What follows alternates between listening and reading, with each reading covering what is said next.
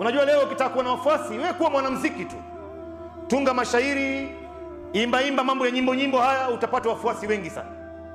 Basi huyu bwana alikuwa akitunga mashairi mwenyewe na anawaimbia watu, kwa hivyo alikuwa na wafuasi wengi. Akapata habari kuna bwana mmoja anajiita Muhammad sallallahu alaihi wasallam amejitokeza, anadai kwamba yeye ni mtume. Akaanza kufuatilia habari za mtume sallallahu alaihi wasallam. Mtume anafundisha nini? Imani yake ni nini? Anaamini kitu gani? Anawaambia watu nini? Anahalalisha nini? Anaharamisha nini? Akafuatilia. Baada ya muda akawaita wale wafuasi wake wote, ni watu wengi sana.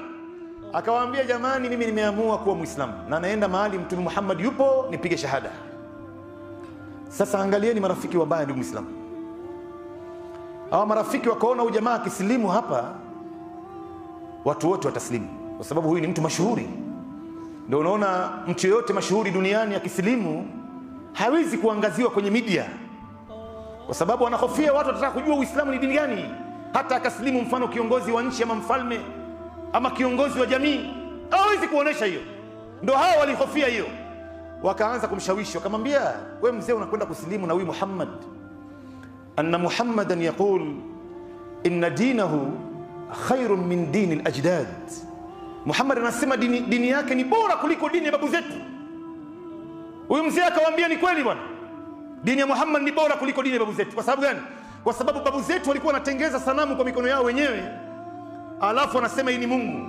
Na hii dini yetu nayo imejaa kila aina ya dhulma na khiana na maovu na machafu. Kweli Muhammad ameyakataza yote haya. Wakamwambia, na huyu Muhammad ameharamisha pombe. Unajua hii mambo ya mashairi na miziki haiendi ile kwa pombe. Akamwambia, ni kweli pombe inamdhalilisha mwanamume, inamvua nguo, inamdhalilisha, inamwaibisha, anatoa siri yake, anaifilisi mali yake. Pombe si kitu kizuri. Wakamwambia, na Muhammad ameharamisha zina. Akamwambia, kwa kweli mimi nishakuwa mtu mzima bwana, sihitaji zina sasa hivi, lakini zina kwa kweli ni kitu kibaya, kwa sababu leo unamkuta mtu anazina na binti za watu, dada za watu, mama za watu, wake za watu, lakini yeye mwenyewe hayuko watu wake wa nyumbani waziniwe.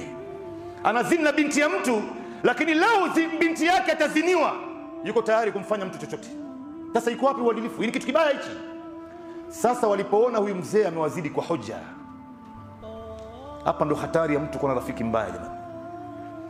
Wakamwambia huyu mzee, tupe dakika chache. Wakajikusanya wote, wakapitisha kwa kauli moja, kila mtu mmoja katika jamii yetu hii alete ngamia mmoja.